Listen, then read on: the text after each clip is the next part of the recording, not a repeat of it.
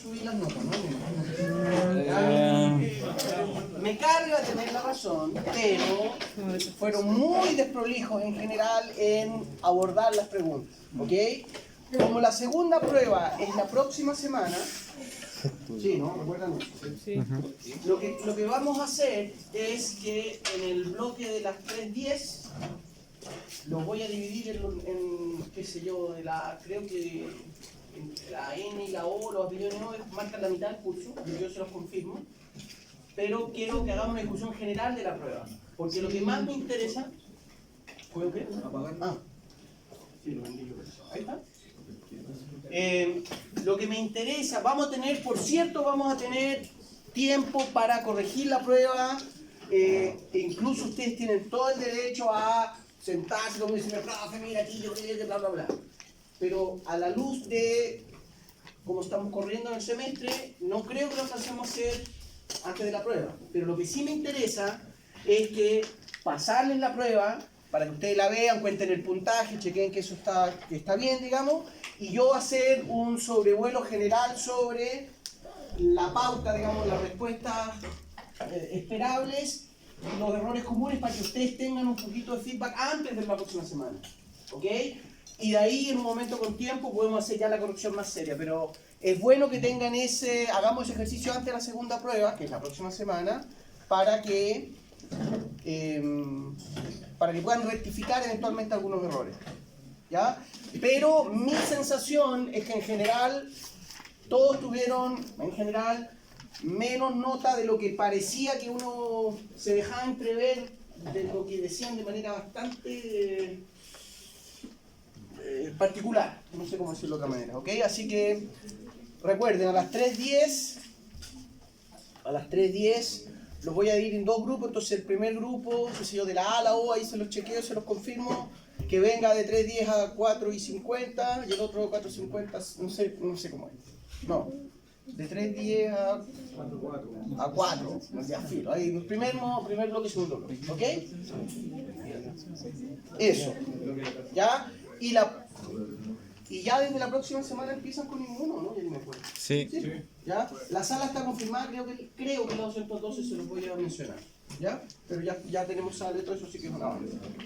Ok, entonces lo que quiero que veamos hoy, chicos y chicas, chiques, es algunos aspectos generales de lo que tiene que ver con, sobre todo, hematopoiesis, ¿no es cierto? Cómo se genera este linaje de células sanguíneas, si quieren verlo así, y la hemostasia, todo lo que es el proceso de coagulación, ¿ya?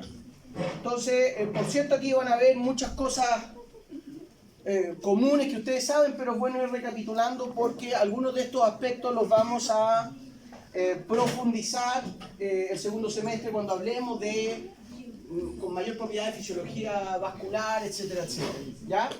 Pero de nuevo, recuerden que cuando hablamos de la sangre, estamos hablando por lejos del principal medio de comunicación, ¿no es cierto?, que tiene nuestro sistema. ¿Ya? Entonces, a través del sistema circulatorio, la sangre, que recuerden que formalmente es un tejido, ¿no es cierto?, es la que permite, ¿no es cierto?, y quizás su principal función tiene que ver con esta integración del sistema, tanto lo que tiene que ver con distribución de nutrientes, y casi tan relevante, de nuevo, muchas de estas cosas las vamos a enfatizar con más tiempo después, pero casi tan relevante como que los nutrientes, ¿no es cierto?, básicamente glucosa, lípidos, aminoácidos, cuerpos cetónicos, lleguen a los órganos que necesitan combustible, casi tan relevante como eso es, ¿no es cierto?, lavar los tejidos de los metabolitos. El metabolito más complejo en ese contexto, desde el punto de vista fisiológico, es el propio CO2. Recuerden que es el desecho quintesencial del metabolismo celular. Por lo tanto, si la sangre no está circulando correctamente, ¿no es cierto?, si el flujo sanguíneo no está dentro del rango fisiológico en un tejido, se acumula el CO2 que rápidamente se transforma en ácido carbónico y acidifica esa zona. ¿Ok? Por lo tanto, todo lo que tiene que ver con la distribución es tanto de nutrientes como remoción de metabolitos. ¿Ok? Por cierto que en ese contexto también el intercambio gaseoso, formalmente, ¿no es cierto?, los gases relevantes para las funciones respiratorias, oxígeno y CO2, es casi una subfunción de eso. Y también dentro de la distribución cae todo lo que es, por cierto, la comunicación endocrina, ¿no es cierto?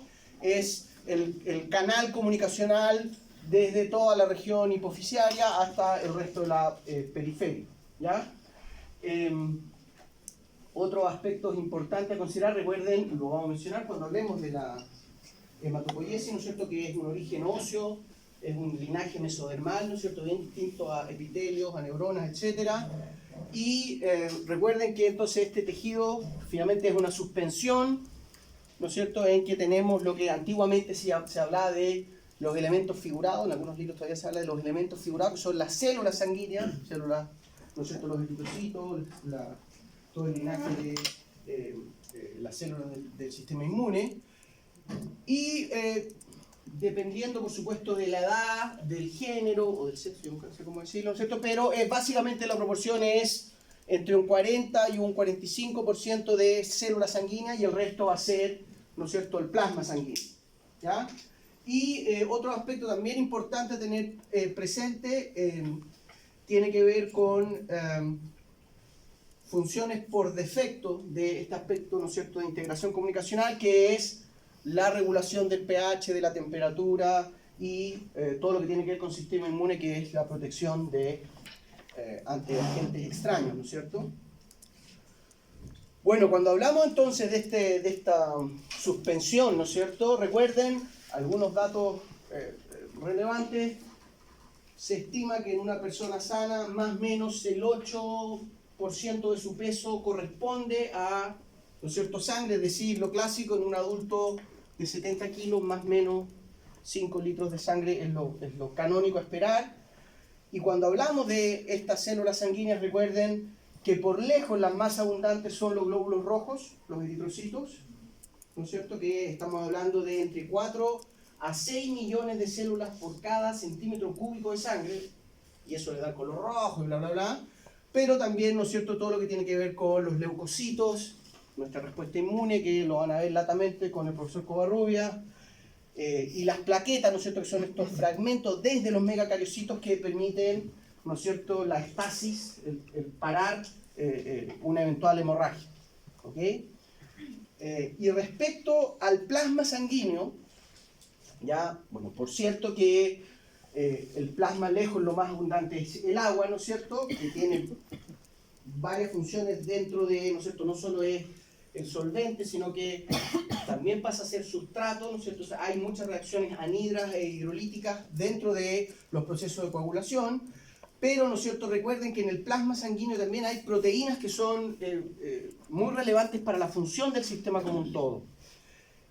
Por lejos la proteína más importante en el plasma sanguíneo es la albúmina, ¿no es cierto?, es de origen hepático la albúmina, y recuerden que tiene, cuando lo mencionamos, ¿no es cierto?, en términos de, por ejemplo, este transporte de hormonas esteroidales, bla, bla, bla, ¿no es cierto?, la albúmina tiene ese papel esencial de ser una suerte de, ¿no es cierto?, transportador de muchísimos ligandos con ciertos sesgos hacia los que son particularmente liposolubles.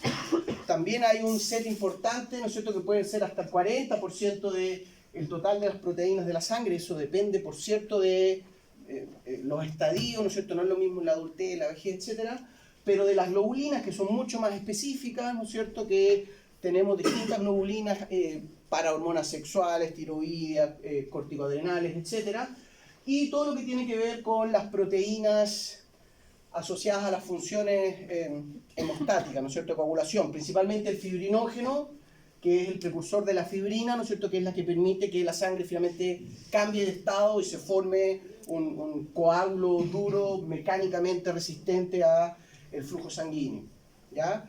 ¿Qué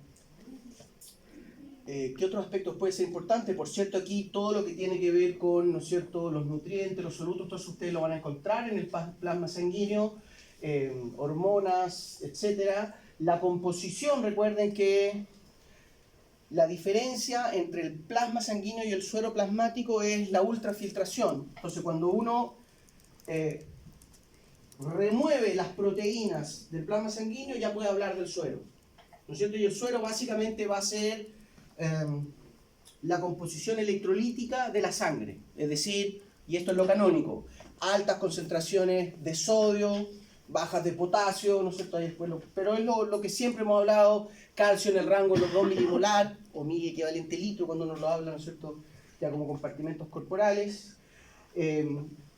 Pero lo que digamos es importante que tengan presente es que en términos de los electrolitos, el fluido extracelular y el intersticial son exactamente iguales, porque el intersticio no ofrece, ¿no es cierto?, una selectividad en el paso de pequeños solutos y por lo tanto son exactamente lo mismo. Aquí un componente que es importante tener presente, que cuando hablamos a nivel celular no lo enfatizamos mucho, ¿no es cierto? Aquí, por ejemplo, estamos hablando de las concentraciones de sodio en el rango de 140 milimolar, lo clásico, en el intracelular casi nada, pero un anión que no es tan abundante como el cloruro, pero es muy relevante para las funciones sistémicas, es el bicarbonato. ¿Ya? Entonces, lo que vamos a ver, ¿no es cierto?, que en el líquido extracelular, ya sea intersticial o en el plasma sanguíneo propiamente tal, ustedes debieran esperar un rango de ion bicarbonato, ¿no es cierto?, que esté más o menos entre 22 a 23 milimolar, o mil equivalente litros, como quieran decir. ¿Ya? Y eso es muy relevante porque precisamente es el bicarbonato el que puede acomplejar los protones o puede, ¿no es cierto?, con reacciones anhidras, remover el CO2, amortiguar el pH, etcétera, etcétera. ¿Ya? Y vamos a ver posteriormente, ¿no es cierto?, que en esta distribución y amortiguación de las variables como el pH, el riñón cumple un papel esencial en la regulación de nuestro pH sanguíneo a través de cambiar la cinética de reabsorción del bicarbonato en el túbulo contorneado proximal. ¿Ok? Pero bueno, estas son características que probablemente ustedes, espero que las tengan más o menos presentes, ¿no es cierto? ¿Cómo hacemos un análisis de la sangre? Recuerden, esto lo vamos a hacer el próximo semestre. Ustedes van a hacer un laboratorio que tiene que ver con tomarse una muestra de sangre, hacer la precipitación con una centrifugación suave, obtener el hematocrito, etcétera, etcétera. ¿Eso lo han hecho antes o no?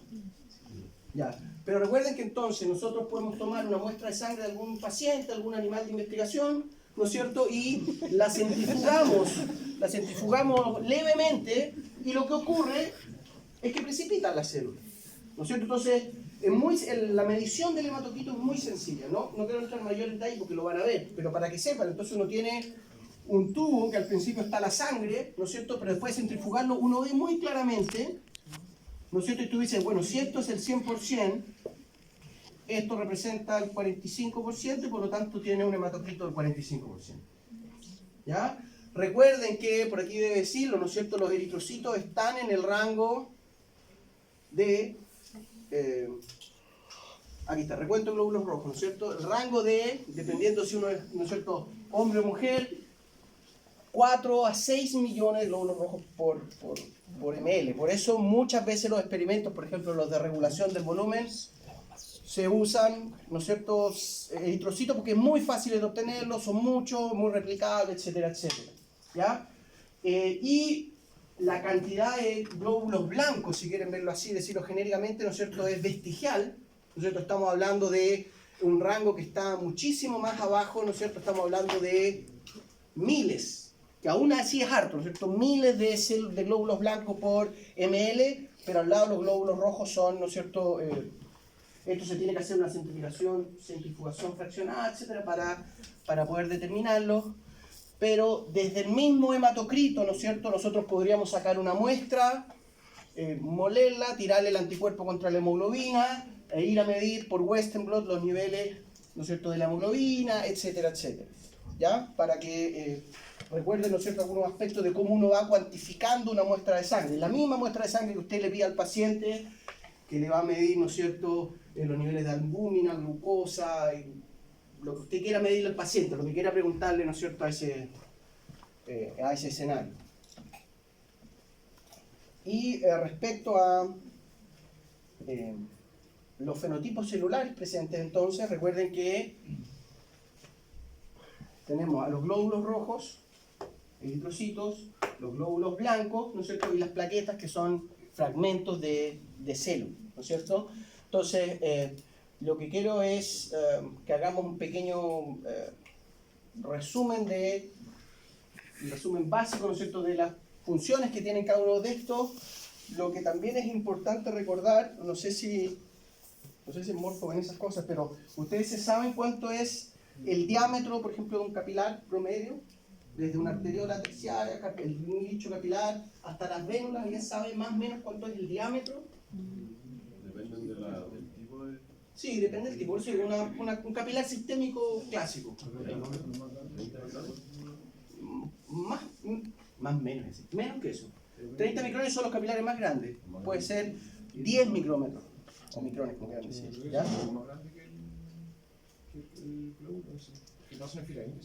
De hecho, claro, eso es lo que quería enfatizarles, ¿no es cierto? Que a nivel de las arteriolas terminales, capilares y las vénulas, ¿no es cierto?, que están saliendo del territorio irrigado, estamos hablando de diámetros que son virtualmente el diámetro de esta célula. ¿Okay? Entonces eso genera un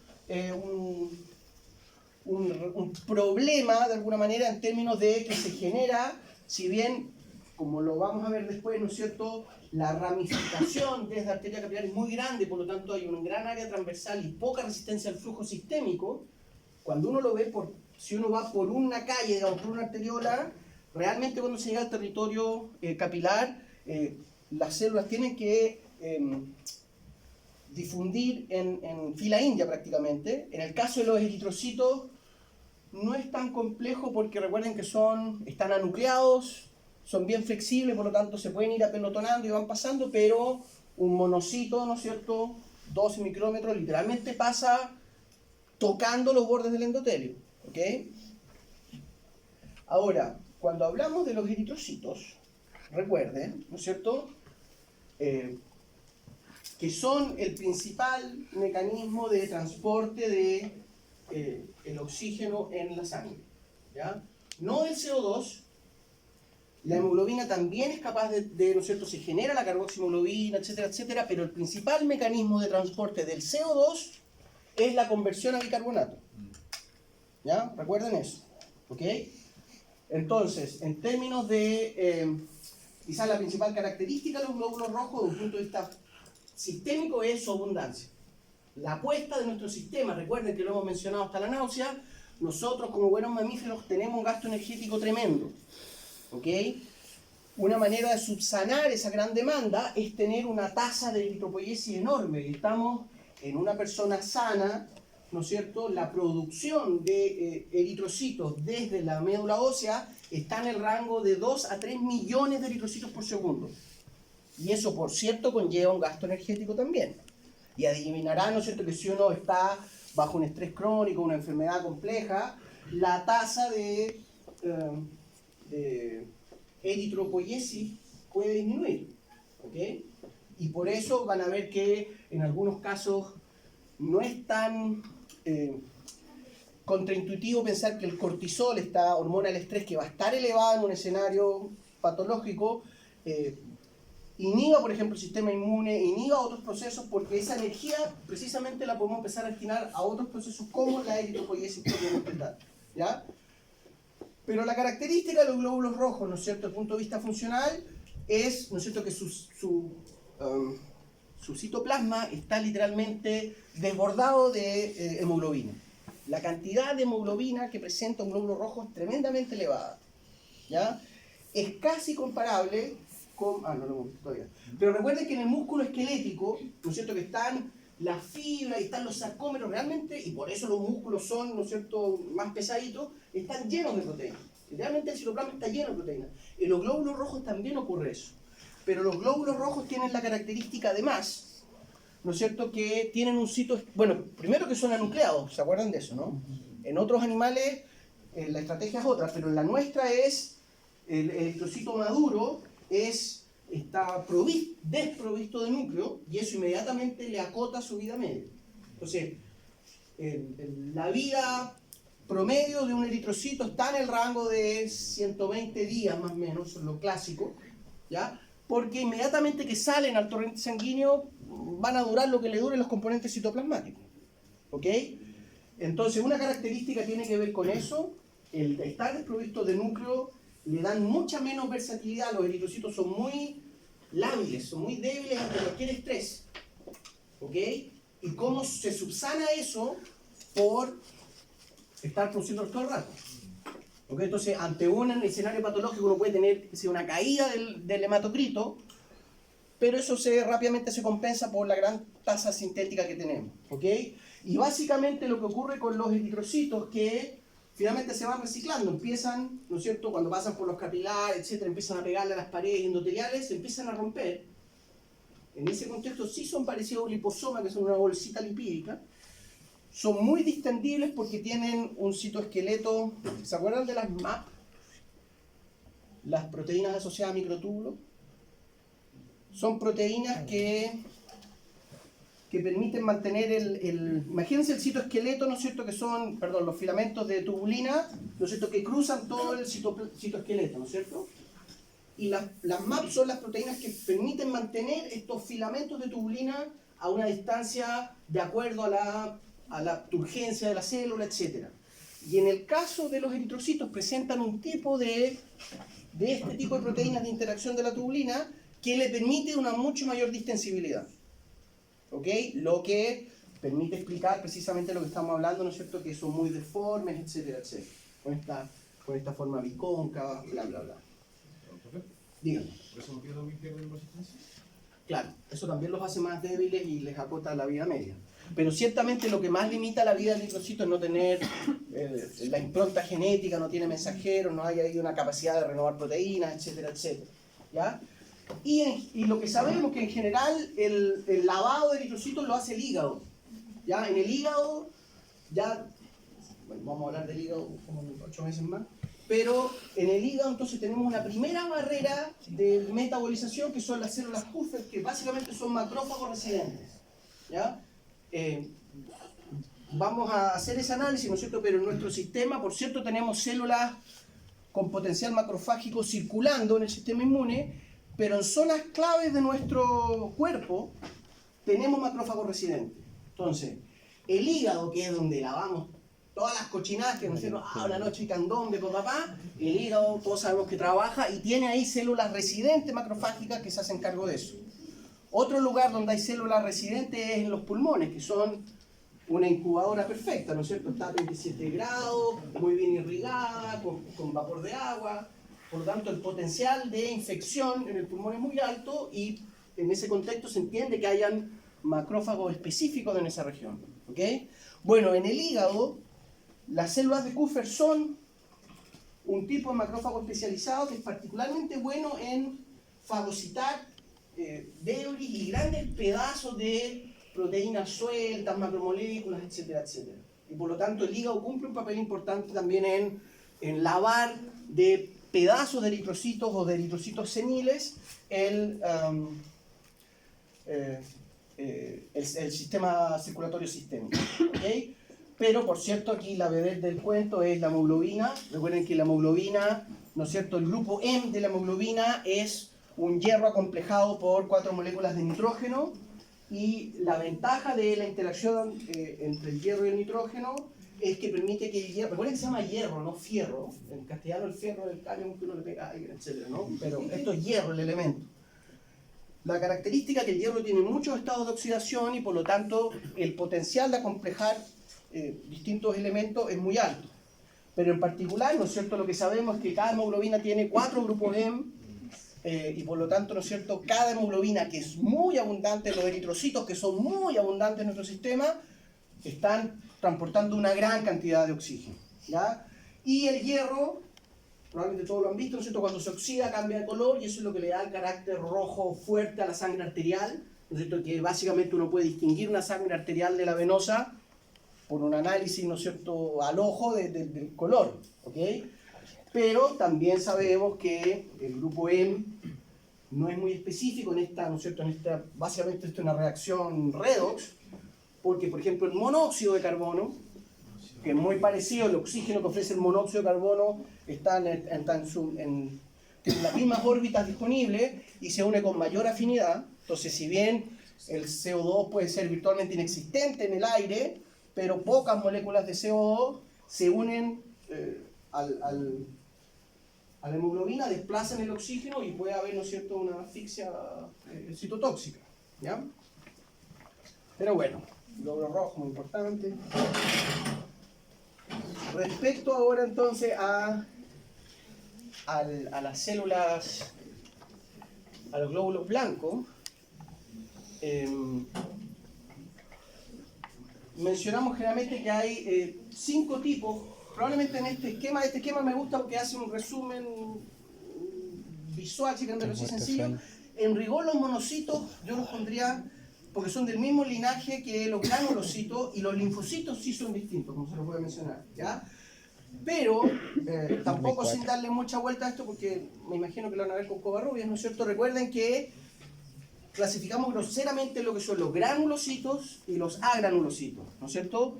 Granulocito, inmediatamente ustedes tienen que asociarlo a vesículas, gránulo en este caso, llenos de sustancias potencialmente bioactivas que en efecto generan, ¿no es cierto?, una serie de respuestas, etcétera, etcétera, ¿ok? Y en particular dentro de los granulocitos están, recuerden, esta división por pH, los neutrófilos, los basófilos, alcalinos, y los eosinófilos, que son los ácidos, ¿no es cierto?, que cumplen distintas características asociadas a respuestas inflamatorias o inmunes, ¿no es cierto? Entonces, los neutrófilos, que probablemente este análisis histológico lo han hecho, ¿no?, que el núcleo, los 4 lóbulos, bla, bla, bla, bla. Lo importante de esto es la fisiología, ¿ok? Los neutrófilos tienen potencial fagocítico y cumplen un papel muy importante, ¿no es cierto?, en fagocitosis de microorganismos, mínimo algunas bacterias. Recuerden que el tránsito de bacterias en toda la región orobucal, pulmonar, intestinal, etcétera, etcétera, es importante. Tenemos colonias residentes de bacterias, por lo tanto, estoy hablando muy rápido, ¿no? ¿Sí? Este tono de actividad fagocítica de los neutrófilos, ¿no es cierto?, favorece que podamos prevenir una explosión de colonias residentes dentro del organismo, ¿ok? Los basófilos, a nivel general, a lo que hay que asociarlos es a la respuesta proinflamatoria, ¿ya? Entonces, cuando se inicia un evento inflamatorio, por ejemplo, hay una contusión y un edema, bla, bla, bla, los basófilos, ¿no es cierto?, están llenos de gránulos que contienen algunos tipos de interleuquinas, citoquinas en general, proinflamatorias, que favorecen, ¿no es cierto?, esta respuesta. Recuerden siempre que la inflamación es un proceso muy efectivo en refrenar una infección, ¿no es cierto? El hecho que haya un edema, que se inflame, que se enrojezca, permite que haya por un lado una contención, podemos decir hasta mecánica, del foco infeccioso, y la hiperalgesia que se genera, ¿no es cierto?, genera una respuesta conductual que uno previene de usar la región lesionada, y por lo tanto también eso favorece que se recupere más tempranamente, ¿ya? Pero en general, basófilos es liberación de histamina, por ejemplo, la respuesta alérgica rápida, liberación de interleuquinas, de interleuquinas proinflamatorias, ya van a ver en detalle eso, y también dentro de los gránulos de los basófilos hay una cantidad importante de heparina, que es uno de los principales anticoagulantes naturales que tenemos, ¿no es cierto?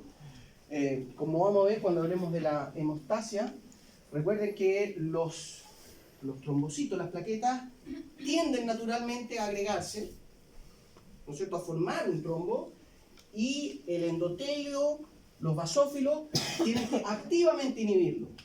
Entonces, como ya hemos visto varias veces, el sistema, en vez de activar la formación de un trombo plaquetario, lo que hace es desinhibirla, ¿ok? Y dentro de las células que previenen que los trombos se empiecen a agregar lentamente en el endotelio y formen una suerte de racimos de uva, como estos matorrales en las películas de vaquero que van rodando, ¿no es cierto?, son los basófilos que secretan, ¿no es cierto?, histamina a través de sus granulocitos, ¿ya? Heparina, ¿sí? Todos saben, por ejemplo, que cuando tomamos una muestra de sangre, los tubos vienen heparinizados, porque si no la sangre coagula, etcétera, etcétera. ¿Sí? Es una demostración que la sangre, ¿no es cierto?, que el potencial coagulante está, y que el sistema aborda ese problema y activamente está inhibiendo la agregación, ¿ya? Los eosinófilos, los alcalinos, son los antiinflamatorios. Entonces secretan las interleuquinas y las citoquinas en general que van, ¿no es cierto?, una vez que se instaló esta inflamación local, son los que de a poco empiezan a disminuir el proceso inflamatorio. En muchos casos son también, por ejemplo, uno puede, esto se hace preclínicamente seguro, no sé si clínicamente, pero uno en algunos organismos lo que hace es activar a través de agentes químicos los eosinófilos, y ese efecto antiinflamatorio permite hacer abordajes, por ejemplo, incluso cuando se hacen trasplantes. Entonces estoy tratando de ¿conocen los stents, estas mallitas que se ocupan con polímeros biodegradables que se ponen, por ejemplo, para darle turgencia a un vaso, una arteria coronaria colapsada? ¿Okay? En los modelos que se han hecho en ratas y en cerdos, que se ocupan mucho en los cerdos porque el sistema circulatorio es parecido, lo que se hace es con agentes químicos, que también son interleuquinas, se aumenta artificialmente la actividad de los eosinófilos, y eso hace que el sistema tenga una respuesta, o se minimiza más bien la inflamación producto de la intervención que uno hace. Y si además uno le da corticoides que son inmunosupresores, la respuesta al estén es muchísimo mayor. ¿Ok? Bueno, y lo que yo les decía, los linfocitos sí son unos primos un poco más lejanos, ¿no es cierto?, dentro del linaje, y son los que van a dar cuenta, ¿no es cierto?, todo lo que tiene que ver con la producción de los anticuerpos, de una gran respuesta oxidativa en el sistema inmune. Hay un componente de estrés oxidativo muy alto, ¿no es cierto? Recuerden lo que hemos mencionado varias veces, que el estrés oxidativo estresa a las células, potencialmente las mata, etc. Y una estrategia del sistema inmune, cuando tiene que hacer cargo de una invasión, etcétera, etcétera, de un patógeno, es aumentar la producción de agentes reactivos de oxígeno. Y le provoca un estrés oxidativo al patógeno, y con eso eventualmente lo contiene. Y ese mismo estrés oxidativo permite reclutar, yo sé los casos a nivel del sistema nervioso central, las mismas especies reactivas de oxígeno que están liberando los linfocitos, reclutan a los astrocitos, reclutan a las microglías que también tienen actividad fagocitaria, etcétera, etcétera. ¿Ya? Entonces los linfocitos cumplen un papel súper importante cuando estamos pasando de esta respuesta inmune innata a la adquirida, etcétera, etcétera. ¿Ya? Bueno, y los monocitos también cumplen un papel importante en fagocitar, son macrófagos potenciales cuando están activos, ¿no es cierto? Y se hacen cargo de debris importantes como células muertas, entre ellas los eritrocitos, bacterias, etc. Lo que les quiero mostrar es esto.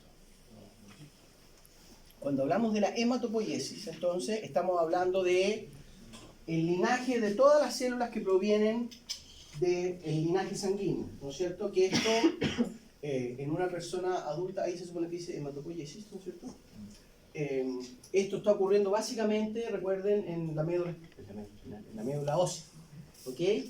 Y aquí lo importante a recordar es que, ¿no es cierto?, en la médula ósea en el adulto tenemos células troncales pluripotenciales, ¿ok?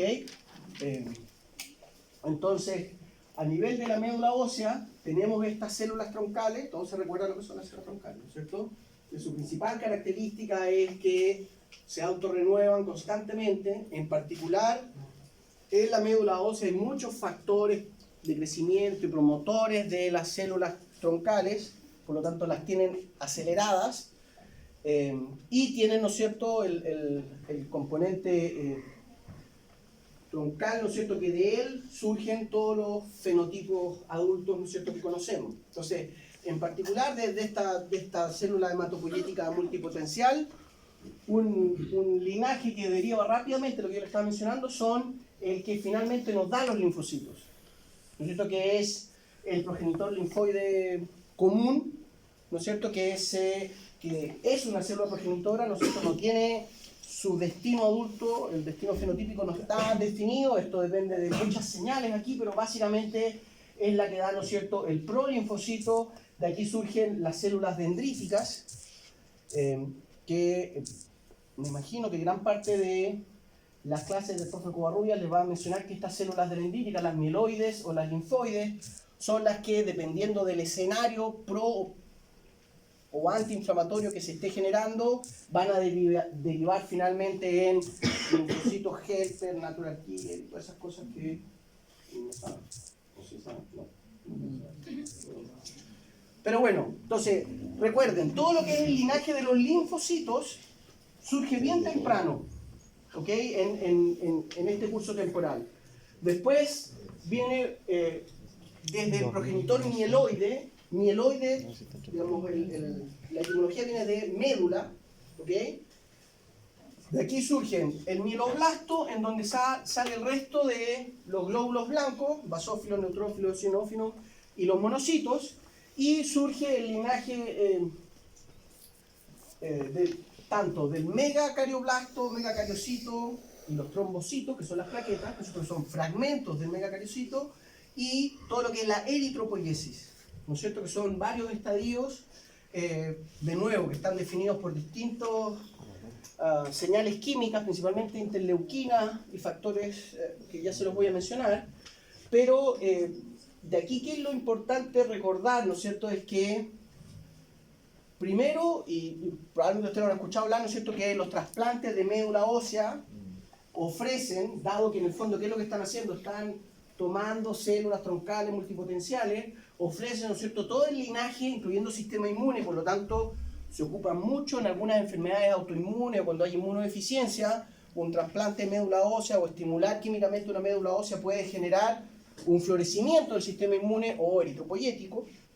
Y ahí es importante entonces recordar esa idea que tenemos, células troncales, ya vamos a mencionar que en los distintos estados de nuestra ontogenia, ¿no es cierto?, pesan distintos tipos de huesos, distintos tipos de órganos.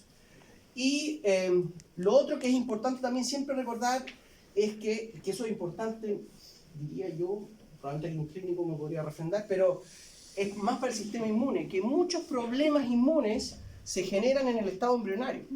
Entonces puede ser que una madre durante un embarazo sufra un evento traumático y el estrés postraumático que se genera va a repercutir en que ese niño o niña tenga, qué sé yo, un autoinmune Kawasaki o algún problema inmune, porque esto se define muy tempranamente, ¿ok?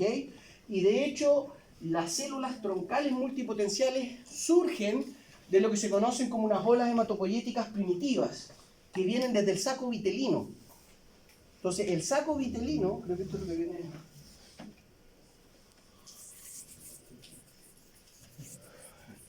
Este es un estudio en que se ocupan los dos modelos más estudiados, que es ratón y pez cebra. Pero el ratón, básicamente, mamífero somos nosotros, ¿no es cierto? Lo que se ha tratado de hacer, ¿no es cierto?, es, dado que es muy evidente que problemas con los distintos fenotipos sanguíneos, uno los puede hacer la búsqueda hacia eventos muy tempranos en el desarrollo embrionario. Estaba descrito desde antes que existen, ¿no es cierto?, existe una sangre primitiva que es la que determina el pool original de células hematopoyéticas que vamos a tener, estas células troncales hematopoyéticas, ¿ok? Entonces, se habla, aquí lo que estamos viendo es el desarrollo embrionario en ratones, que es en 21 días, pero básicamente se cumple lo mismo. Esto sería el segundo tercio, entre el 7 y el 14. Nosotros sería básicamente entre el tercer y sexto mes, ¿ok? Lo que uno ve es que empiezan a surgir lo que se conoce como los eritrocitos primitivos y macrófagos primitivos, que no se gestan en el embrión propiamente tal, sino que en el saco vitelino. Cuando uno ve el embrión, ¿no es cierto?, el saco vitelino, lo he puesto por ahí, ¿no es cierto?, porque después me empiezan a alegar esto. Esto significa, con justa razón me lo alegan, célula troncal hematopoyética, precursor mieloide, el precursor de los eritrocitos, ¿ok? Entonces, desde el saco vitelino surgen, ¿no es cierto?, hacia el embrión, olas, literalmente, ¿no es cierto?, surgen así, el equivalente a una ordeñada del saco vitelino, que uno ve que ante ciertos eventos, y esto está determinado genéticamente, ¿se acuerdan de Notch? Estos factores, por ejemplo, cefalizantes en el embrión, la vamos a bajar, pero no hay hablado de eso. ¿Sí? ¿Se acuerdan de Notch, Foxtrot y todos esos factores que favorecen cefalización, cristalización, bla, bla, bla, tiroidión, algunos de esos factores de transcripción, ¿no es cierto?, promueven que estos eritrocitos primitivos desde el saco vitilino vayan al territorio muy rústico que tiene el embrión en este estadio, pero hay evidencias, ¿no es cierto?, y las evidencias son, si inhibimos estas células eritromieloides, son unos eritrocitos muy primitivos, pareciera que son ellos mismos que se asientan en algunas regiones de la aorta dorsal, o eso todavía se discute, eso es investigación actual, o si son estas células precursoras desde el saco vitelino que estimulan una región del endotelio, se conoce la aorta dorsal, que esto es la región donde están los mesonefros, donde se están formando los riñones y se van a formar todo el territorio gonadal. Hay lo que se conoce como un endotelio hemogénico, es decir, son células endoteliales que están en un evento proliferativo que pareciera el que está determinando, ¿no es cierto?, la formación de estas células troncales hematopoyéticas, ¿ok? Porque si uno inhibe la ola de eritrocitos primitivos, llamémoslo así, estos precursores, no se genera un pool suficiente de las células troncales y uno tiene un conteo de glóbulos rojos con glóbulos blancos muy por debajo de lo normal. ¿Okay? Y de nuevo, estos eventos, el que las olas primitivas generen la hematopoiesis definitiva, por ejemplo, son muy sensibles a hipoxia, a la caída del oxígeno.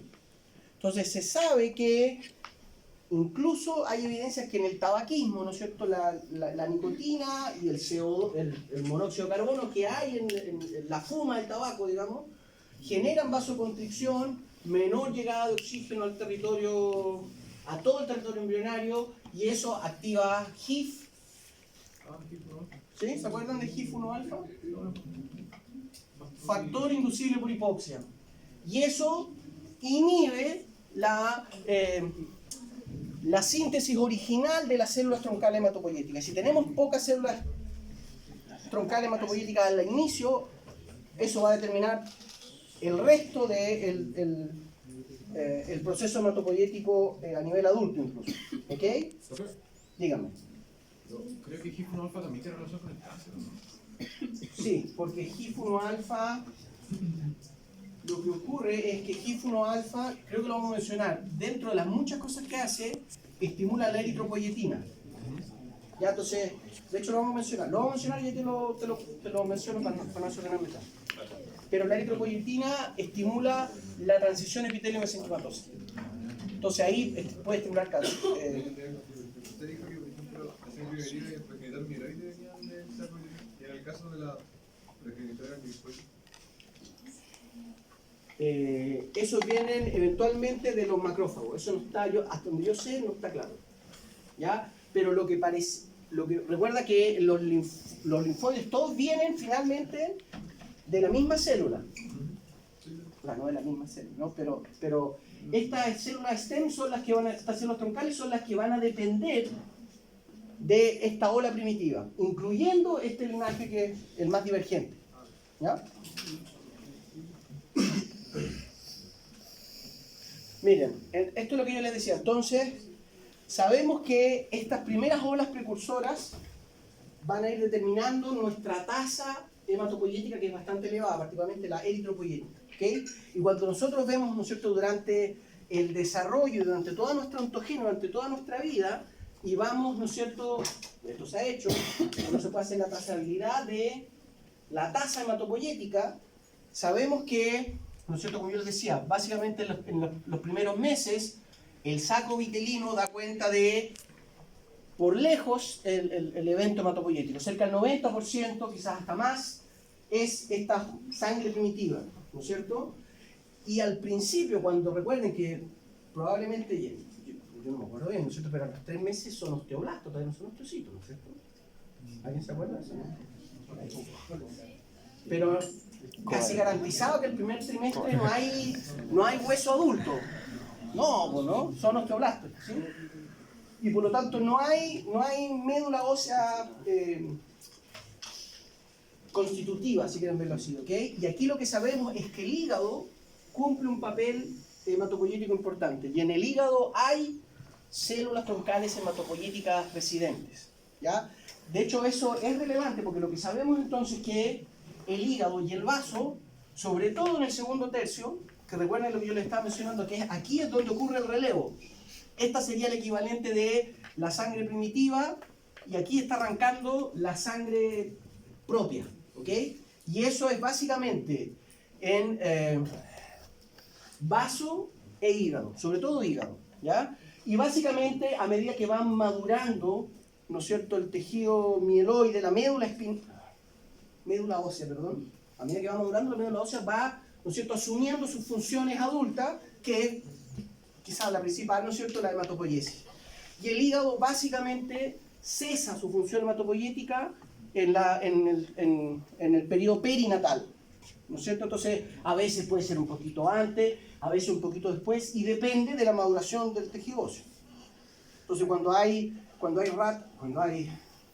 niños prematuros,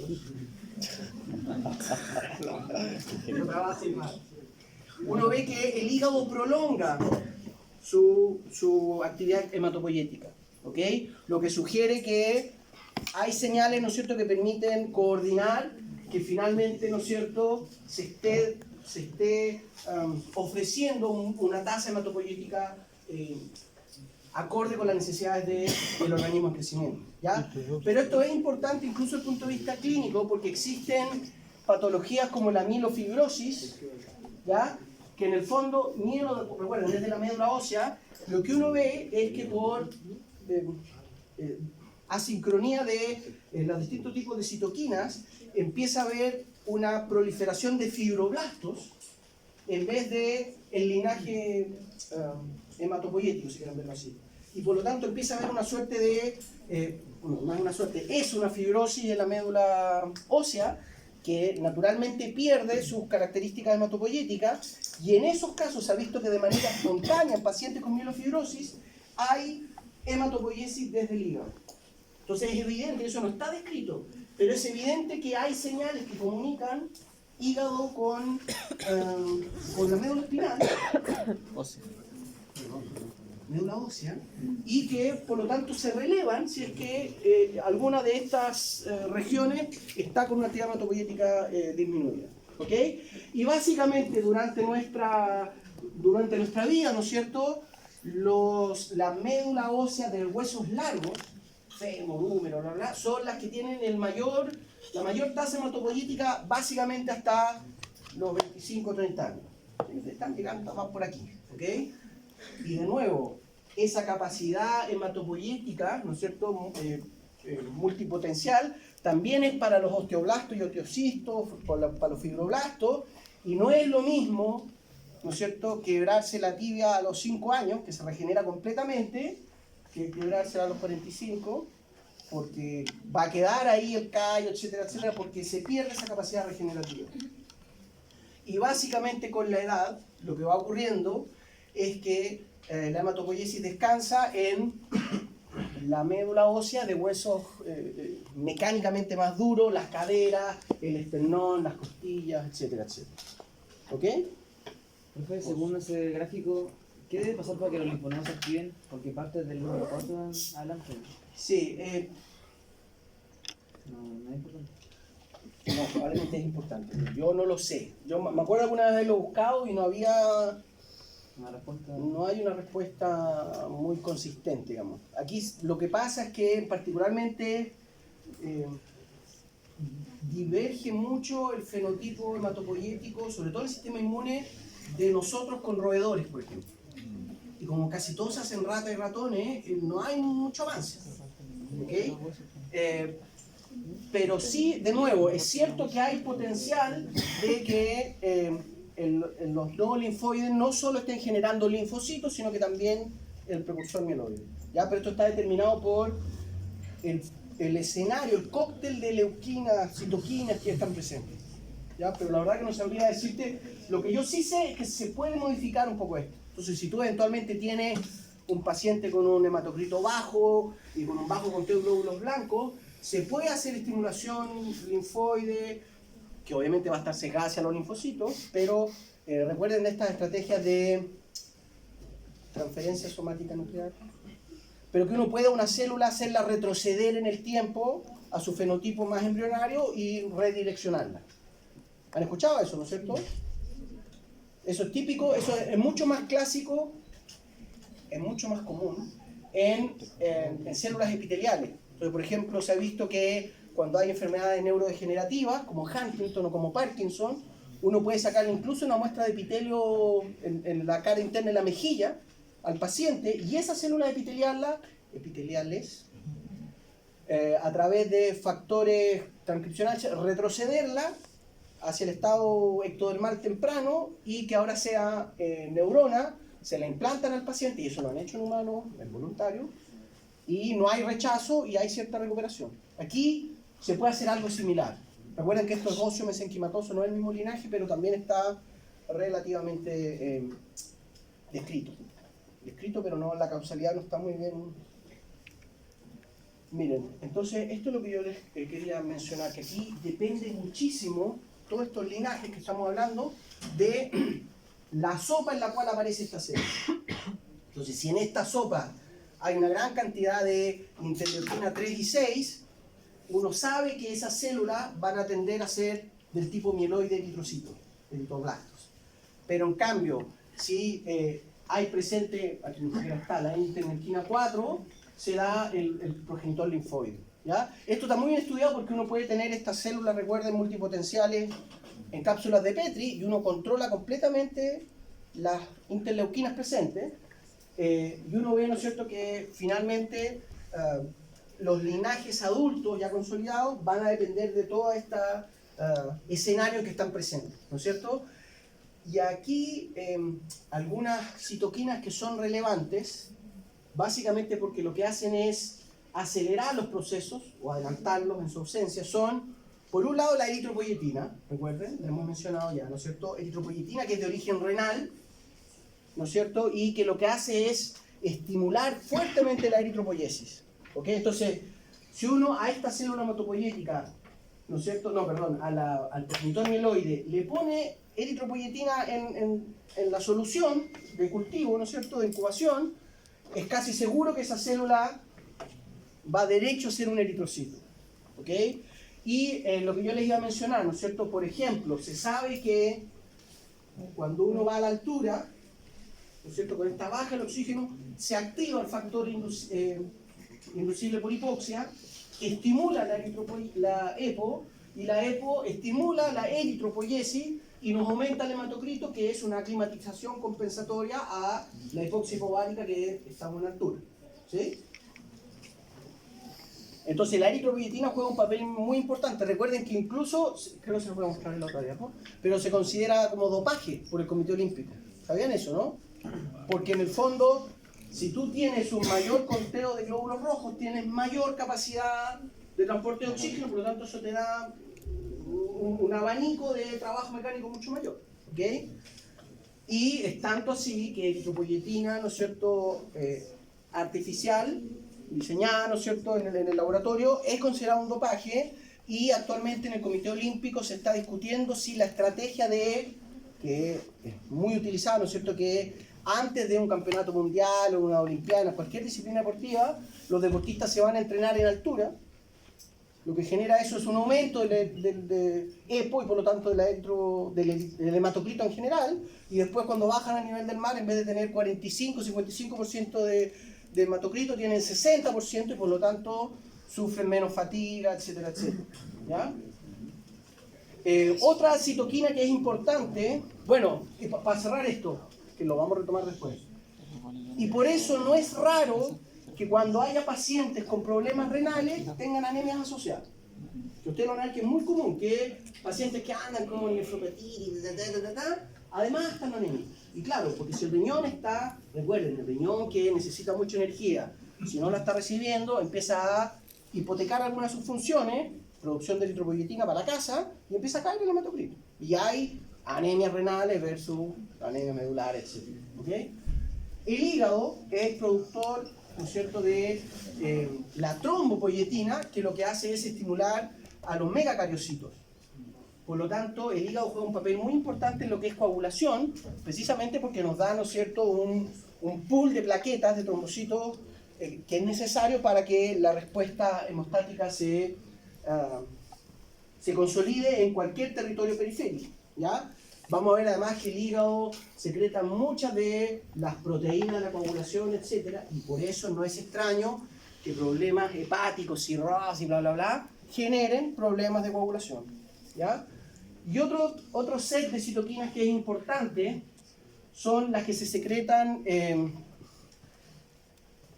la misma médula ósea o en el territorio endotelial que está inervando esas regiones, que secretan, por ejemplo, el factor de crecimiento hematopoyético. Este es una citoquina que, al igual que la EPO estimula los eritrocitos, esta es una que acelera el autorrenovamiento de las células troncales. Entonces también cumple un papel importante, y esta es la que se cree, la HPGF es la que se cree que cambia su producción en las distintas células. Entonces en el hígado está muy activa en la etapa embrionaria, y eso explica, ¿no es cierto?, que haya una gran tasa hematopoyética en el hígado primero, y después estas, ¿no es cierto?, se van diferenciando y se expresa más en los huesos largos, después en caderas, etcétera, etcétera. ¿Ya? Creo que les voy a mencionar algo de la... Ah, sí, de la eritropoyetina. Miren, aquí... no está claro, todavía no está 100% claro cómo es que el oxígeno activa HIF.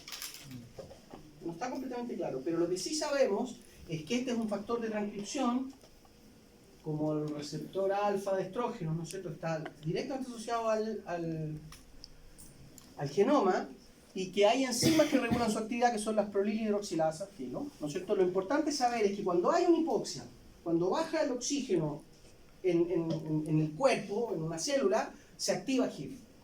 Y uno de los principales blancos de HIF es la eritropoyetina, ¿ok?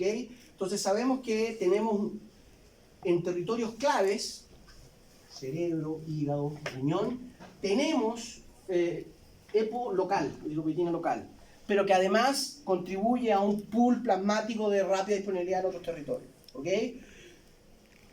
Sabemos que la EPO renal contribuye con básicamente el 80 y hasta 90% del total de EPO que se va incluso a cerebro, etc. Por lo tanto, por lejos, si hay problemas con la producción de eritropoyetina de origen renal, nos cae el conteo de glóbulos rojos, ¿ya? Pero también hay producción de eritropoyetina a nivel cerebral, y aquí lo importante es que dentro de las respuestas que gatilla EPO, por un lado está la eritropoiesis, por cierto, ¿no es cierto?, estimular todo el proceso eritropoyético, la angiogénesis, ¿ya? Y la eritropoyetina estimula, y de hecho HIF por separado también lo hace en algunos territorios, estimula, creo que se los he mencionado antes, el factor de crecimiento endotelial vascular, que es este factor de crecimiento el que permite que una arteriola, por ejemplo, que se cercenó, empiece a emitir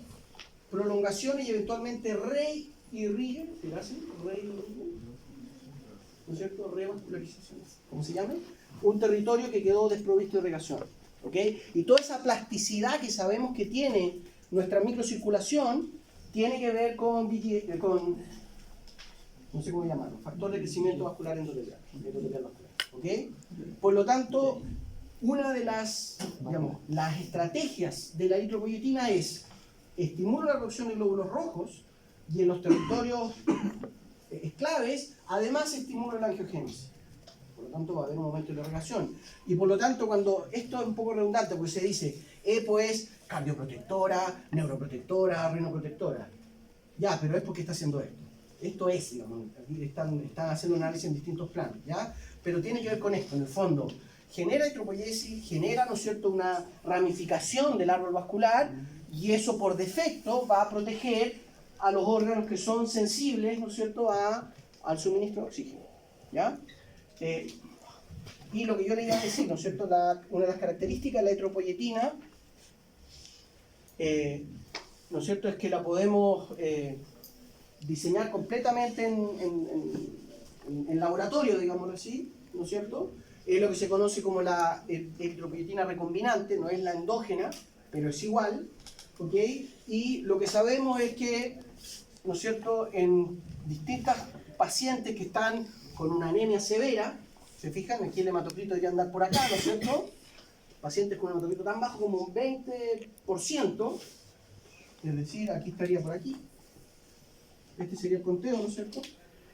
Lo que vemos que ya al mes, esto está en semana así, al mes de unas concentraciones relevantes, uno ve que el hematocrito empieza a aumentar. O sea, realmente es muy rápido el efecto que tiene sobre el conteo de glóbulos rojos, y eso descansa, por un lado, por la eficacia de la eritropoyetina, y por otro lado, por lo que habíamos mencionado, que la tasa de síntesis de glóbulos rojos es muy alta, por lo tanto, pegarle un pequeño aumento a eso, ya se nos dispara.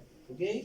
Entonces, de hecho, este es un trabajo de los 90, ¿no es cierto?, que estaba basado en el equipo olímpico español, que estaba buscando el tiempo ideal de irse a entrenar a la altura antes de la Olimpiada. Entonces, ya, si nos vamos, qué sé yo, 8 semanas antes, se nos dispara el maratón.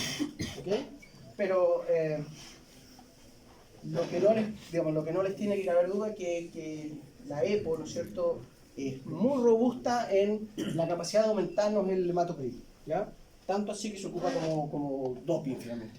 Eso también pasa con cambios bruscos, por ejemplo, no sé, la selección chilena cuando va a jugar a Bolivia, se van 2 horas antes. Claro. Sí, sí, hay una respuesta rápida también. Y de hecho ahí siempre, en fisiología del deporte, uno de los temas que más se discute, eso, digamos, porque una opción es irse 2 meses antes, pero claro, eso hay que ser el equipo olímpico español que tiene guita, ¿no? Pero no es cierto, un equipo chilenito, a lo que se apuesta es a respuesta de estrés. Entonces, porque a veces lo hacen tan al filo que llegan un par de horas antes.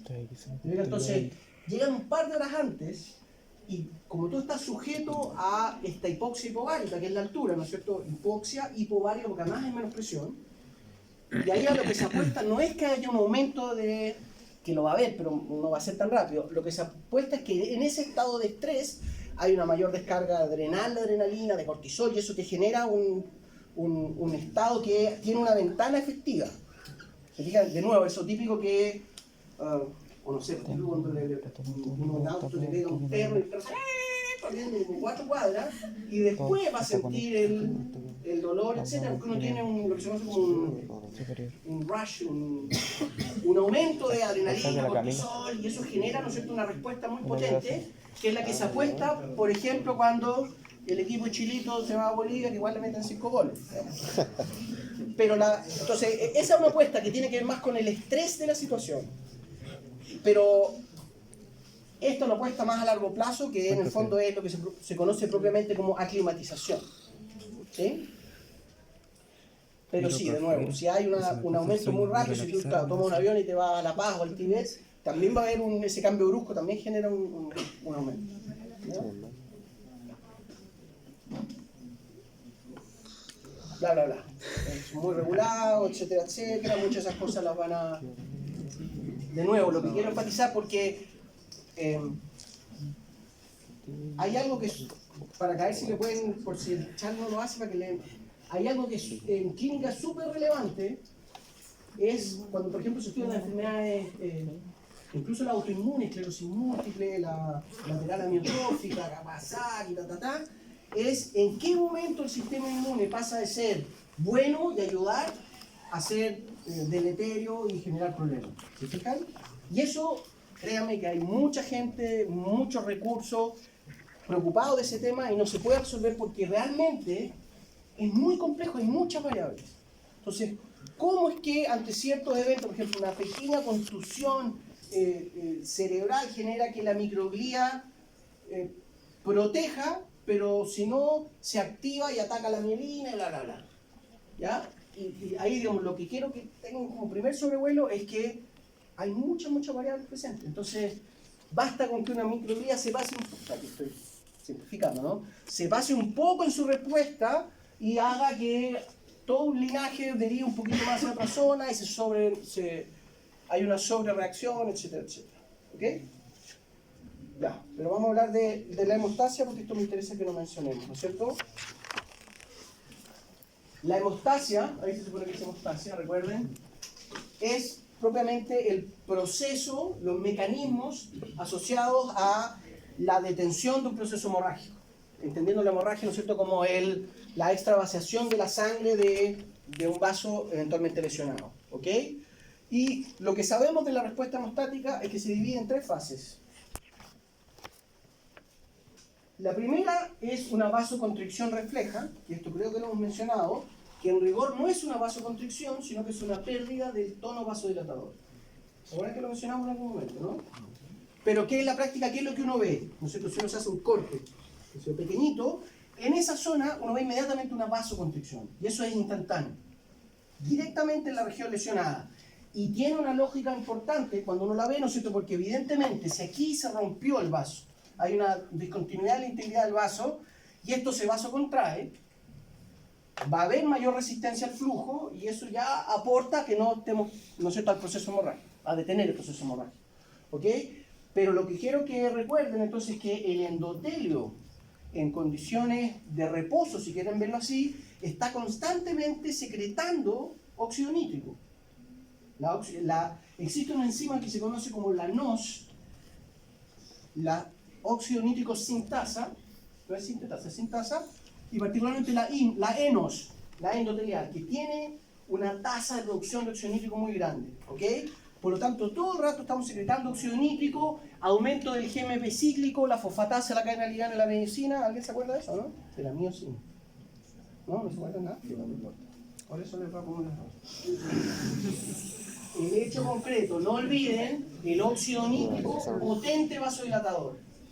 Eso sí que no pueden olvidarlo. Óxido nítrico se ocupa para cuando hay hipertensión pulmonar, óxido nítrico. ¿No es cierto?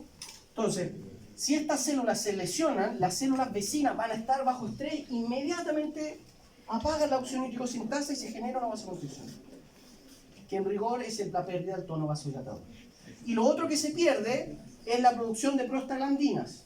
Prostaglandinas y prostaciclinas, particularmente las prostaciclinas en rigor, que tienen cierto efecto vasoconstrictor, pero el principal efecto de las prostaciclinas es que son antiagregantes.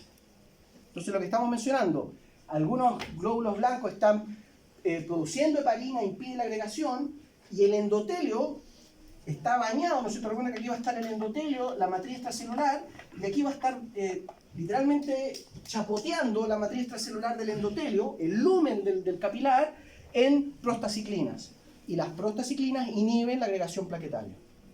Por lo tanto, las células que están en la periferia de la lesión van a estresarse con esta situación, porque estas se murieron, evidentemente. Y por lo tanto, se genera una pérdida del tono vasodilatador y pasamos de un escenario antiagregante a trombogénico.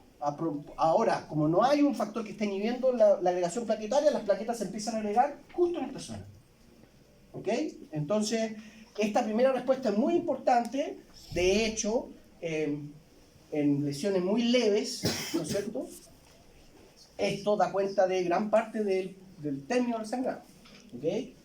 Pero bueno, ocurre este fenómeno y con la pérdida del tono de prostaciclinas en particular, ¿no es cierto?, empieza la segunda etapa, la hemostasia primaria, que es básicamente la formación del trombo plaquetario.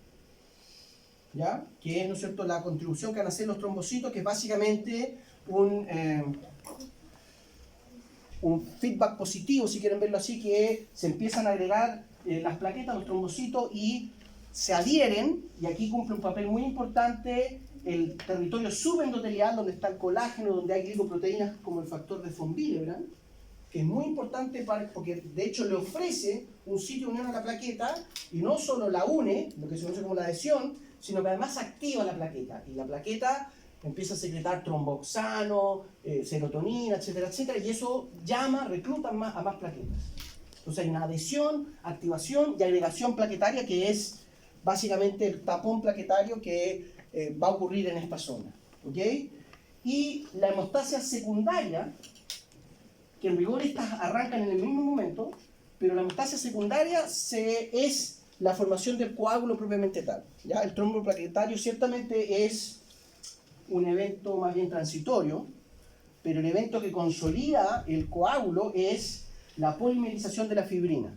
Entonces hay fibrinógeno, que es de origen hepático, y esta serie de eventos además cliva, ¿no es cierto? Hay una enzima que degrada el fibrinógeno, lo transforma en fibrina, y la gran diferencia entre el fibrinógeno y la fibrina es que el fibrinógeno es soluble y la fibrina precipita. Y precipita justo aquí, y ahí sí que se genera la costra, si quieren verlo así, ¿no es cierto? Y después hay un proceso de fibrinólisis que, cuando esto, ¿no es cierto?, aquí se gatilla transición epitelio-mesenquimatosa, hay regeneración, etcétera, etcétera, y después hay un proceso fibrinolítico en el cual desaparece la costra, ¿ya? Pero de nuevo, un aspecto que es clínicamente importante, que lo hemos mencionado, es lo que yo les estaba mencionando antes. Que recuerden siempre, el endotelio sano es antitrombótico. Prostaciclinas, ¿no es cierto?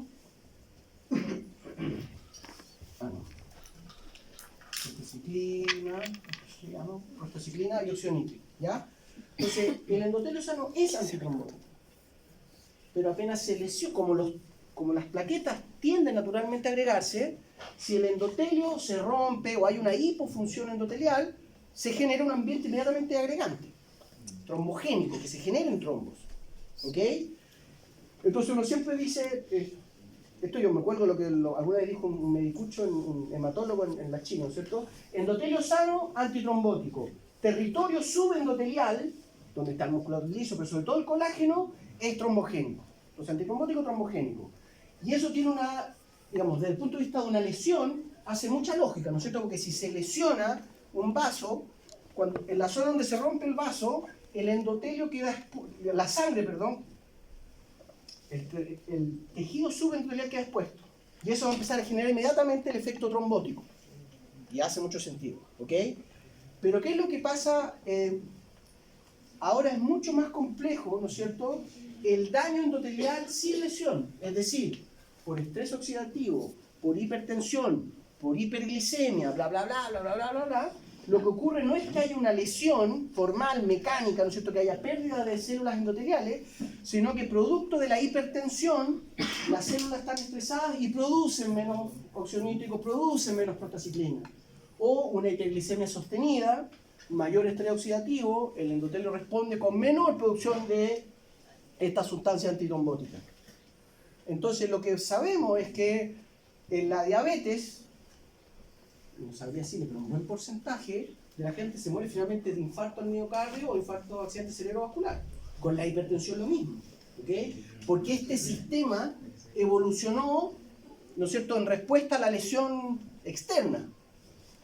Pero cuando el daño viene por dentro y se está dañando el endotelio, se empieza a generar este escenario trombogénico y empiezan a haber pequeños agregados de plaquetas que, claro, si esto ocurre, ¿no es cierto?, en la arteria, qué sé yo, femoral, no es drama, pero si ese racimo de plaquetas, ¿no es cierto?, sigue circulando y se mete por la carótida interior y va a la microcirculación encefálica, va a generar una embolía, un accidente cerebrovascular. ¿Ok? Entonces, es importante tener eso presente porque, como vamos a ver cuando hablemos ya a nivel sistémico, ¿no es cierto?, muchos de los efectos que están en la interfase de la fisiología y la patogenia tienen que ver con la viabilidad del endotelio, no solo su daño, sino que hipofunción. Profe, Dígame. sí, profe, ¿hay factores genéticos que influyen en la efectividad de este carácter antitrombótico? Por cierto, hay una que se conoce como la enfermedad de von Willebrand, en que son personas que no expresan o expresan bajo el rango fisiológico esta glicoproteína y por lo tanto son gente que ante una lesión tienen un sangrado mucho más abundante que una persona normal. Y qué sé yo, las hemofilias también son herencia autosómica, que es la no expresión de factor 10, etcétera, etcétera. ¿En el caso de una ateroma, ahí pasa por otro mecanismo o es parecido? Sí, pasa, no sé si la ateroma tiene un componente genético, pero en realidad tiene que ver con estos depósitos, ¿no es cierto?, sedimentación, si quieres verlo así. Probablemente hay susceptibilidad, hay vulnerabilidad genética. Con el caso de estos programas que muestran Estados Unidos, hay gente Puede venir a las 4 totalmente y para revisar los juegos. Claro, bueno, si es un caso así, probablemente debe ser genético. Pero no sé si la prevalencia de eso lo hace ser, digamos, algo relevante, pero la verdad que no sé. Creo que en el tratamiento de las personas con diabetes o de hipertensión no sé si se utiliza o se puede utilizar esta prostaciclina como método de tratamiento, porque si no lo estamos secretando ellos de manera normal, como darlo de manera exógena. Sí, es una buena pregunta y yo sé que a nivel de investigación sí se ha hecho. El problema es que eso te puede generar fragilidad a la hemorragia en otros territorios, ¿ya? Entonces, hasta donde yo sé, recuerden que si ustedes se van a hacer cargo después, pero yo sé lo que se hace es que tú le das agentes antitrombóticos, que si yo, ahí vamos, les voy a mencionar algunos, pero en el fondo uno en vez de atacar los factores antitrombóticos como la prostaciclina endógeno, uno da antitrombótico o previenes toda la respuesta trombótica, que sé yo, hasta el ácido acetil, la aspirina, ¿no es cierto?, que tiene un componente como vamos a ver, ¿ok? Aquí quiero recordarles no recordarles porque no lo hemos visto, esto me va desordenado. Recuerden lo que hemos mencionado entonces, que la respuesta a una sustancia como la noradrenalina va a depender de su receptor y dónde se expresa su receptor.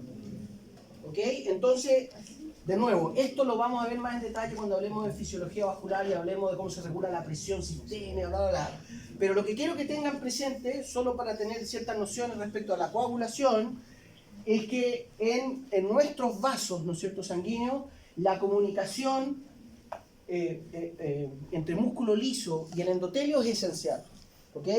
Básicamente lo que sabemos es que esto está, ¿no es cierto?, muy abundante en sinapsis eléctricas, por lo tanto está muy sincronizado endotelio y musculatura lisa, y hay un montón de señales que llegan de manera endocrina, principalmente por el endotelio, pero también paracrina nerviosa, sistema nervioso autónomo en sus divisiones simpático y parasimpático, que llegan, ¿no es cierto?, la inervación es más bien neuromotora, la musculatura lisa, ¿ok?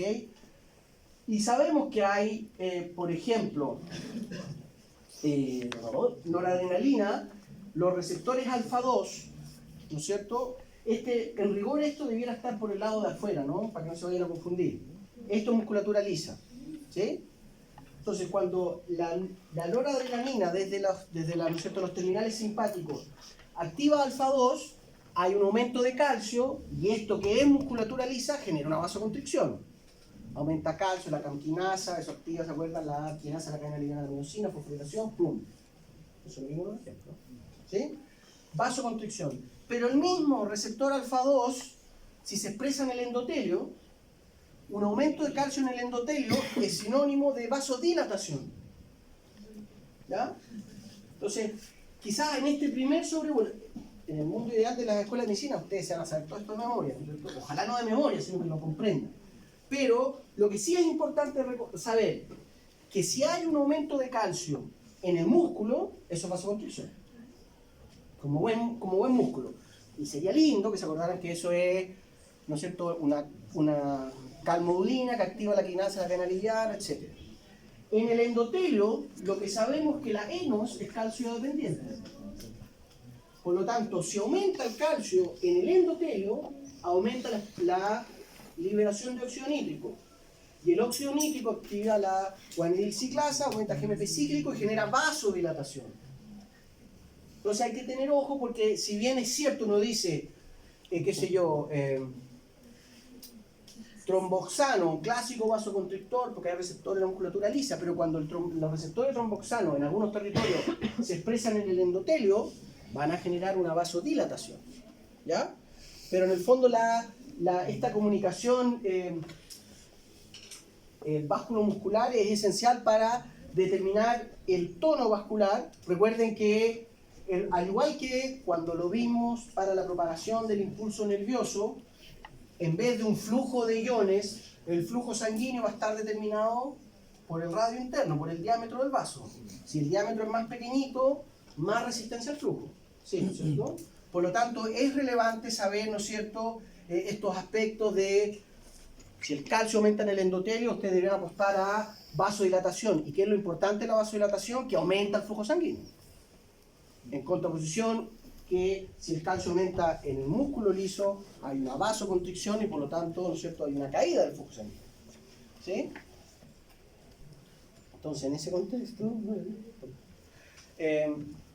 cuando uno ve la hemostasia, lo que sabemos es que todo lo que hemos estado hablando de el componente de activación plaquetaria, etcétera, es rápido, ¿no es cierto? Alrededor de 3 minutos, 5 minutos uno ya debiera, en una lesión expuesta, ¿no es cierto?, al medio ambiente, debiera haber un proceso de trombo plaquetario, una hemostasia primaria. Y ya 5 minutos después, 10 a 15 minutos en total, uno debiera ser capaz de, ¿no es cierto?, estar en presencia de la polimeración de la fibrina, que es la etapa final de la coagulación. Es decir, lo que quiero, esto evidentemente va a depender de la magnitud de la lesión, ¿no es cierto? No es lo mismo cortarse con una hoja así, de cuaderno, que cortarse el brazo, ¿sí? Entonces, pero básicamente hay un componente importante, digamos, una parte importante de la respuesta hemostática es la rapidez. Es muy rápida y tiene que ver con que estos efectos son muy robustos, ¿ok? Voy a acelerar un poquito porque estamos medio atrasaditos. Aquí de nuevo, lo que yo les decía para que después lo revisen, ¿no es cierto? Endotelio intacto, prostaciclina, óxido nítrico. Esto es más bien vasodilatador que prevenir la agregación. La prostaciclina cumple más bien esto, y por lo tanto cuando se expone el tejido subendotelial es cuando empieza todo el proceso de agregación plaquetaria, que les quiero mencionar algunos aspectos de eso, ¿ya? ¿Qué es lo que sería lindo que recordaran de la hemostasia primaria por si aparece en alguna pruebita? ¿No es cierto? Primero, que es un mecanismo de feedback positivo, que hay que refrenarlo después. Es decir, se expone, ¿no es cierto?, hay un corte, se expone el colágeno que está bajo el endotelio y ahí se expresa la glicoproteína von Willebrand, ¿no es cierto?, que es, literalmente ese colágeno está lleno de esta proteína que básicamente lo que permite es, esto sería factor von Willebrand, permite que se unan las plaquetas a la pared, ¿no es cierto?, y además las plaquetas expresan von Willebrand. Por lo tanto, si se une una, después otra se puede unir a través de von Willebrand, ¿ok? Por lo tanto, von Willebrand juega un papel importante en eso. Hay mucha gente que discute, aquí se habla por ejemplo del colágeno. En rigor no es el colágeno en sí, sino que se han descrito algunos tipos de proteínas que se unen al colágeno. ¿Okay? Entonces es una variante de colágeno, pero lo que sí es importante es que en el fondo en este tejido subendotelial, que hay gente, ¿y por qué uno dice subendotelial? Porque hay gente que discute que hay una constitución de la musculatura lisa, etc. Pero en el fondo hay muchas glicoproteínas que permiten esa adhesión. Recuerden que la glicoproteína en la matriz transcelular es una viscosidad, es como un moco, ¿no es cierto? Es una pared mucosa, por lo tanto es como un pegamento. Entonces, si queda expuesta, digamos, la manera de visualizarlo, creo, ¿no es cierto?, es esta pared viscosa, ¿no es cierto?, hace que los glóbulos rojos que vienen, las plaquetas, ¿no es cierto?, que vienen en el flujo sanguíneo, queden pegadas ahí. Y eso, digamos, esa pegatina finalmente se consolida en enlaces clásicos del tipo ligando-receptor y la plaqueta se une, ¿ok? Eso es lo que se conoce formalmente como la adhesión plaquetaria.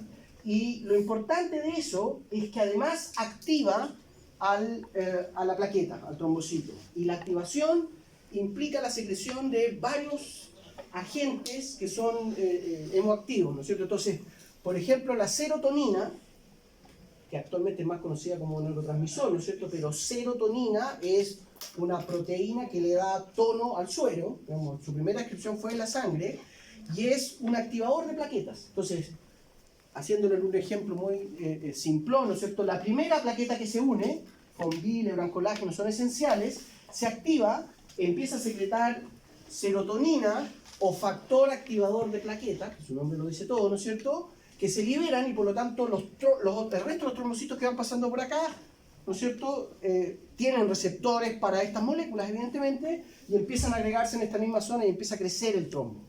¿Ok? Otro factor que también es importante es el tromboxano, ¿ya?, que también es secretado de las plaquetas, porque él contribuye además a la vasoconstricción, El tromboxano contribuye a la vasoconstricción, por lo tanto consolida una mayor resistencia al flujo y también estimula los eicosanoides y una suerte de respuesta inflamatoria. ¿Ya? ¿A qué hora terminamos?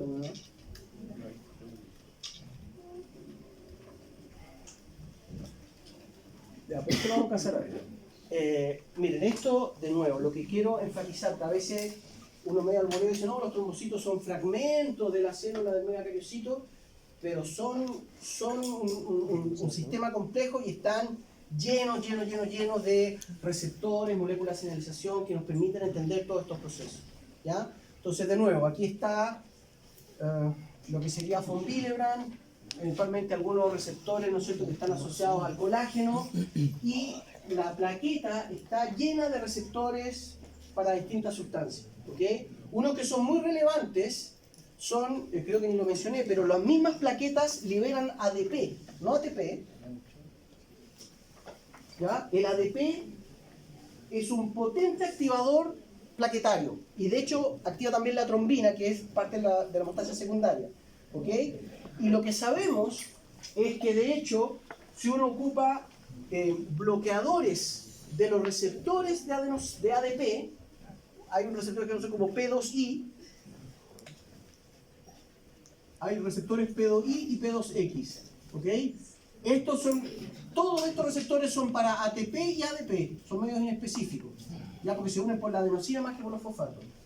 Este es un receptor asociado a proteína G, este es un receptor ionotrópico, un canal, ¿ok? Pero aquí lo que sabemos, ¿no es cierto?, es que hay, ¿no es cierto?, como la plaqueta se activa, libera ADP y eso recluta más plaquetas. Si uno ocupa antagonistas de los receptores de ADP, uno genera un escenario antiagregante. Y de hecho hay el clopidogrel, la triclopidina, ¿no es cierto?, son bloqueadores selectivos de los receptores P2I12, creo que son. Bueno, sí, ¿ya? Que además son no competitivos, por lo tanto no los desplaza el ADP, porque recuerden que como esto es una reacción en cadena, un feedback positivo, si fuesen competitivos, el ADP de otras plaquetas podría lavarlo, pero están diseñados para ser no competitivos, ¿ok? Y por lo tanto impiden que el ATP, en rigor de la plaqueta que estaría pasando por acá, ¿no es cierto?, se le une el clopidogel y por lo tanto el ADP de esta no funciona y esta no se agrega y sigue circulando. ¿Se entiende esa lógica, no? Y esos son bastante efectivos. Otro que es muy efectivo, que se ocupa como antiagregante, recuerden, es la aspirina. ¿Sí? ¿Se acuerdan de la aspirina, no es cierto? Ácido acetil salicílico. El acetil, el grupo acetil, se une irreversiblemente a la COX. ¿Se acuerdan? Ácido araquidónico, ciclooxigenasa, prostaglandina, prostaciclina. Debieran, ¿no? Por eso les como bueno, la aspirina, y dependiendo de la dosis, ¿no es cierto?, básicamente lo que ocurre es que el grupo acetil del acetil salicílico acetila la ciclooxigenasa y eso impide la síntesis de tromboxano. Y tromboxano, un potente agregante y de hecho vasoconstrictor. Y de hecho se ocupa, por ejemplo, en la dosis, no me acuerdo las dosis, creo que es 300 miligramos por kilogramo paciente. La cardioaspirina, ¿han escuchado eso, no es cierto?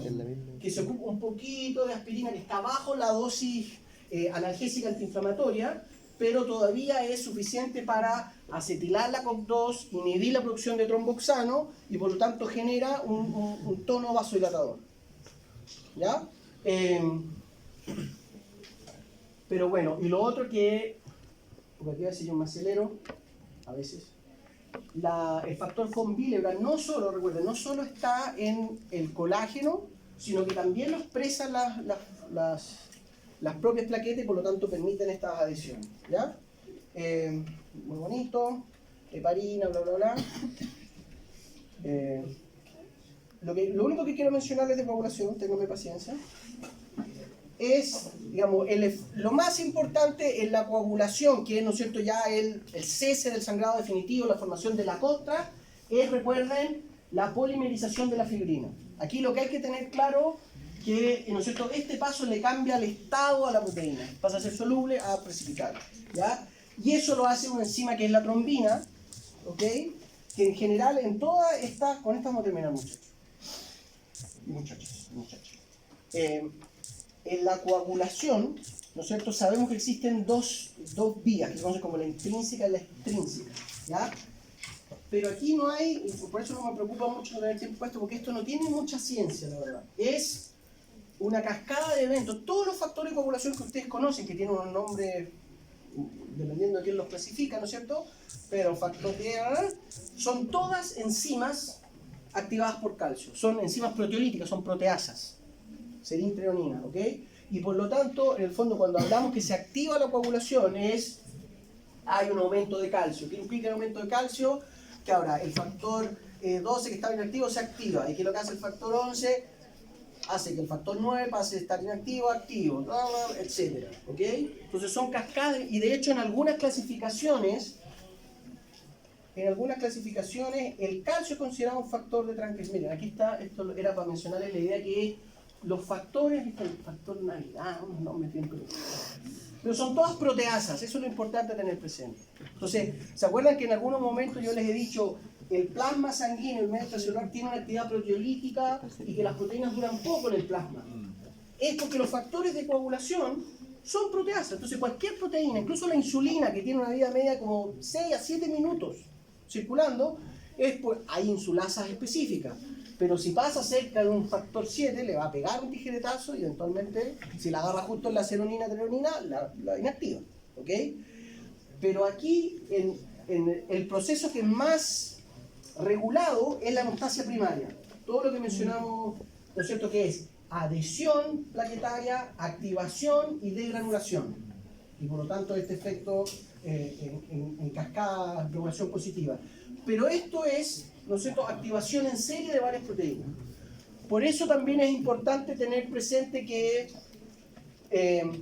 pacientes con hipocalcemia, con niveles de calcio disponibles en el plasma menor a 1 miliequivalente por litro, pueden llegar a tener problemas de coagulación porque calcio es el que activa estas proteasas. ¿Okay? Entonces, puede gatillarse, qué sé yo, lo que se conoce como la vía intrínseca, es la que comienza con la exposición del colágeno finalmente. Y la activación del colágeno activa uno de estos factores que si el calcio está elevado genera toda la cascada. ¿Ya? Pero si el calcio está bajo, capaz que la activación no sea lo suficientemente robusta como se precisa. ¿Ok? Y dentro de la coagulación, la hemostasia secundaria, ¿no es cierto?, el paso clave, por cierto, es este. Recuerden, de la protrombina a trombina. Porque la trombina es la enzima que corta el fibrinógeno y lo transforma en la fibrina activa, que es la que polimeriza. Y el paso de protrombina a trombina es a través de una proteína que es el factor 10, que por ejemplo en la clásica hemofilia, que es esta, ¿no es cierto?, esta enfermedad genética que, ¿cómo se llama esto? Que es hereditaria, que la mujer la transmite, pero los hombres la expresamos, generación por medio, bla, bla, bla, bla, bla, bla, es sobre este factor. Entonces, si desaparece factor 10, no somos capaces de activar la trombina y por lo tanto de generar la fibrina. Y por lo tanto hay unas hemorragias mucho más robustas de lo normal. ¿Ok? Pero de nuevo, aquí lo importante es que son, al igual que una vía de señalización, cada uno de estos pasos, recuerden, no es una estequiometría de un factor 11 a un factor 9, sino que son varios factores amplificadores. Sobre todo en esta región, ¿no es cierto?, en que empieza a formarse un coágulo, empieza a haber, en vez de un flujo laminar de la sangre, un flujo más bien turbulento, y por lo tanto hay un tiempo de residencia en esa zona de estas proteínas un poco mayor. ¿Entienden? Ya, dejémoslo hasta aquí.